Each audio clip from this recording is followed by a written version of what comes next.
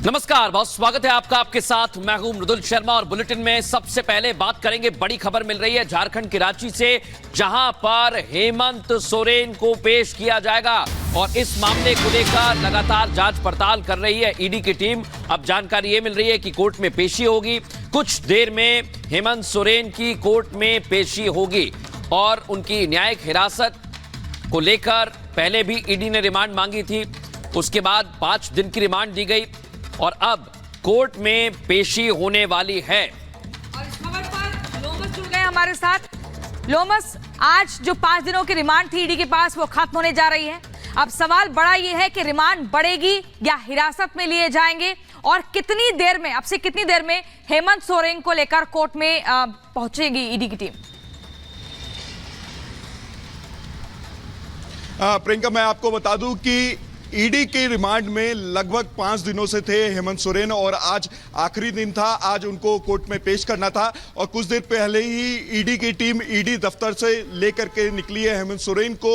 और हेमंत सोरेन के चेहरे पे काफी मायूसी छाई हुई थी। आपने पहले दिन देखा किस तरीके से वो हाथ हिला करके जो लोग उनसे मिलने के लिए आए थे, कहीं ना कहीं उनको इशारा देने की उनको कोशिश की जा रही थी, लेकिन आज उनके चेहरे पे मायूसी छाई हुई थी। आपने कल की पूछताछ देखी होगी किस तरीके से हेमंत सोरेन के जो करीबी विनोद सिंह को भी बुलाया गया था ईडी दफ्तर और साथ ही जो एक निजी अमीन है उनको भी बुलाया गया था और उनके द्वारा जिस तरीके से जानकारी दी गई, उसके बाद फिर से हेमंत सोरेन से पूछताछ की गई और हेमंत सोरेन के आमने सामने बैठा करके तमाम रेवेन्यू ऑफिसर हो और जो अमीन हो, निजी अमीन हो, उनको आमने सामने बैठा करके कल की पूछताछ हुई थी। पूछताछ में कई जानकारियां ईडी के सामने निकल के सामने आई है और देखने वाली बात होगी क्योंकि आज ईडी के द्वारा हेमंत सोरेन को फिर से कोर्ट में पेश किया जाएगा। हालांकि ये 5 दिनों का रिमांड अब खत्म हो चुका है, लेकिन ईडी कोर्ट में ये डिमांड रख सकती है कि उनको ये रिमांड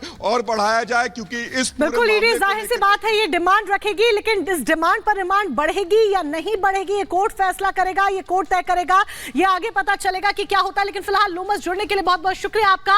और अब बात इंडी गठबंधन से जुड़ी कर लेते हैं क्योंकि एक एक कर तमाम नेता इंडी गठबंधन के छटकते जा रहे हैं और यूपी में भी एक बड़ा झटका हो सकता है कि इंडी गठबंधन को लग जाए। बात यहां पर जयंत चौधरी की कर रहे हैं, जिनको लेकर खबर है सूत्रों के हवाले से कि वो इंडी गठबंधन छोड़ सकते हैं। जयंत चौधरी जी बहुत सुलझे हुए इंसान हैं, बहुत पढ़े लिखे हैं, राजनीति को वो समझते हैं। मुझे उम्मीद है कि किसानों की लड़ाई और उत्तर प्रदेश की खुशहाली की तरफ जो संघर्ष चल रहा है, उस लड़ाई को वो कमजोर नहीं होने देंगे। जयंत चौधरी जी बहुत सुलझे हुए इंसान हैं, बहुत पढ़े लिखे हैं, राजनीति को वो समझते हैं। मुझे उम्मीद है कि किसानों की लड़ाई और उत्तर प्रदेश की खुशहाली की तरफ जो संघर्ष चल रहा है, उस लड़ाई को वो कमजोर नहीं होने देंगे।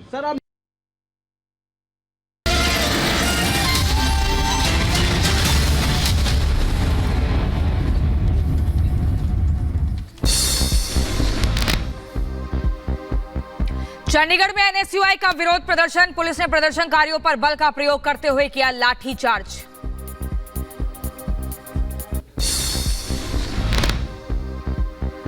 मेयर चुनाव को लेकर चंडीगढ़ में एनएसयूआई का प्रदर्शन, पुलिस ने प्रदर्शनकारियों पर किया वाटर कैनन का इस्तेमाल। मध्य प्रदेश के हरदा में हुए धमाके का वीडियो आया सामने। पटाखा फैक्ट्री में एक के बाद एक कई ब्लास्ट हुए, धमाके से गूंजा पूरा इलाका। हरदा पटाखा फैक्ट्री में धमाके के बाद मची भगदड़, ब्लास्ट के बाद बाइक सवार और पैदल भागते नजर आए लोग, हर ओर मची चीख पुकार। ज्ञानवापी परिसर में व्यस्त खाने में पूजा के आदेश के खिलाफ याचिका पर सुनवाई, 12 फरवरी को होगी अगली सुनवाई। रामलला के दर्शन पर बोले सपा महासचिव शिवपाल सिंह यादव, कहा 11 फरवरी को नहीं जाएंगे अयोध्या, बाद में करेंगे रामलला के दर्शन। तो 22 तारीख को तो निमंत्रण अध्यक्ष जी को ही नहीं मिला, हम लोगों को भी नहीं मिला। नेता विरोधी दल से निवेदन करेंगे हम लोगों की अलग से व्यवस्था कराएं। यूपी के सुल्तानपुर पहुंचे आप नेता संजय सिंह। 15 साल पुराने केस में एमपी एमएलए कोर्ट में पेशी। एमपी एमएलए कोर्ट में 313 के तहत दर्ज हुआ बयान। अजीत पवार गुट पहुंचा सुप्रीम कोर्ट में दाखिल की कैविएट। ईसी के फैसले के बाद दाखिल की कैविएट। शरद पवार आज दोपहर 3 बजे से कर सकते हैं नाम और चुनाव चिन्ह का ऐलान। चुनाव आयोग ने शाम 4 बजे तक पार्टी और चिन्ह बताने का समय दिया।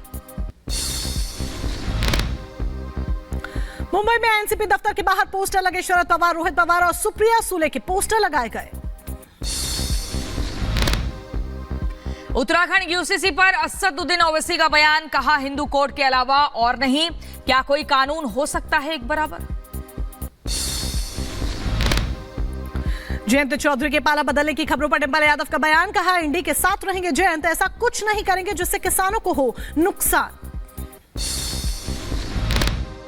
मैं नहीं मानती कि जो आरएलडी के जो मौजूदा जो नेता हैं जयंत चौधरी जी, जो राज्यसभा मेंबर भी हैं, वो इस तरह का कोई कदम उठाएंगे जिससे सीधे किसानों को क्षति पहुंचे।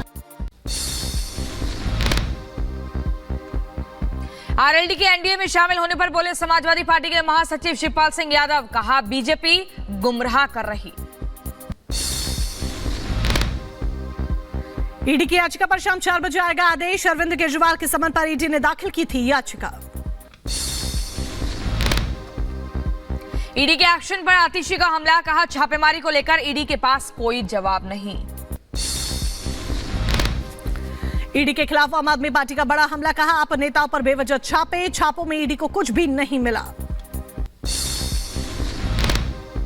उत्तराखंड फॉरेस्ट लैंड घोटाले में ईडी का एक्शन तेज। हरक सिंह रावत के बेटे पर भी शिकंजा। बेटे के कॉलेज और हॉस्पिटल पर छापेमारी। दिल्ली में सिद्धारमैया सरकार। जंतर मंतर पर कर्नाटक सरकार की कैबिनेट विरोध प्रदर्शन। आर्थिक भेदभाव का आरोप। दिल्ली में संसद के सामने एकजुट हुए कर्नाटक बीजेपी के सांसद। गांधी प्रतिमा के सामने सिद्धारमैया सरकार के खिलाफ की नारेबाजी। लगाए कई गंभीर आरोप। महाराष्ट्र के पालघर में बालू माफियाओं के खिलाफ बड़ी कार्रवाई। राजस्व विभाग ने पारगांव इलाके में 6 नौकाओं और 5 पंपों को जलाया। यूपी के संभल में एक बार फिर शर्मसार हुई खाकी। पैसे नहीं देने पर 2 सिपाहियों ने बवाल काटा। विरोध करने पर एक शख्स को बेरहमी से पीटा। उत्तर प्रदेश के फर्रुखाबाद में अज्ञात वाहन की टक्कर से 3 युवकों की मौत हुई। सूचना मिलने पर पुलिस ने शुरू की कार्रवाई। यूपी के झांसी में रफ्तार का कहर। नगर निगम की गाड़ी ने टैक्सी में टक्कर मारी। हादसे में 2 लोग घायल हुए।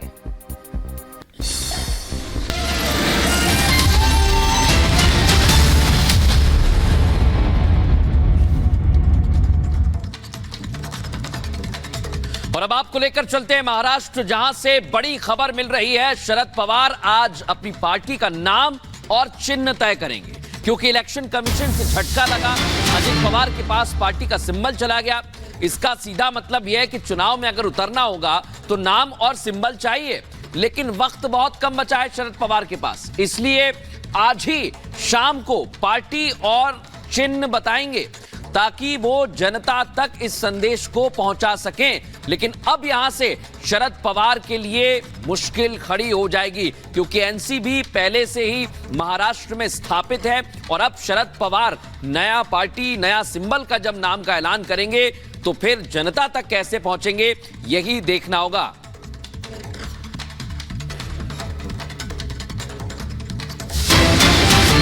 और इसी बीच बड़ी खबर आपको बता दें, इलेक्शन कमीशन के फैसले पर बोली है सुप्रिया सुले। ये बड़ी जानकारी।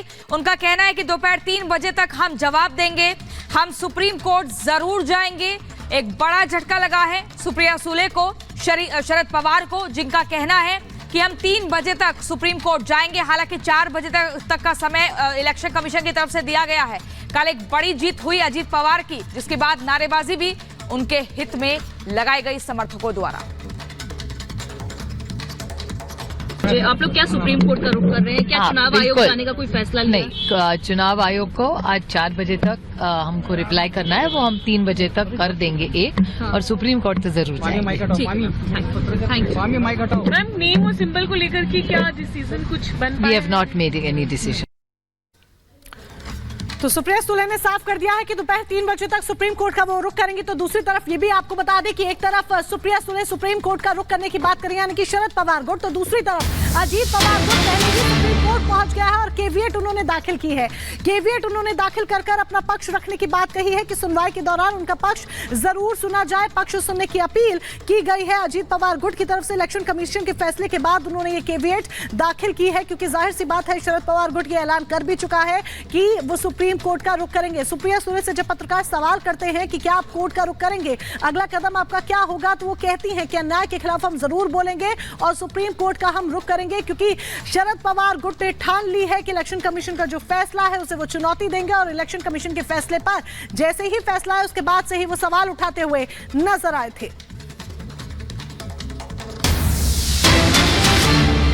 और इस बीच आपको बड़ी खबर बता दें, राज्यसभा में आज प्रधानमंत्री नरेंद्र मोदी भाषण देंगे। लोकसभा में उन्होंने कई सारे मसले को लेकर बात रखी थी, लेकिन आज राज्यसभा में जवाब देंगे। और अब से 17 मिनट बाद 17 मिनट और सेकंड आप देख सकते हैं, 15 सेकंड बचे हुए हैं जब प्रधानमंत्री नरेंद्र मोदी राज्यसभा में जवाब देंगे। ये जानकारी दी है पीएमओ ने सोशल मीडिया प्लेटफॉर्म एक्स पर।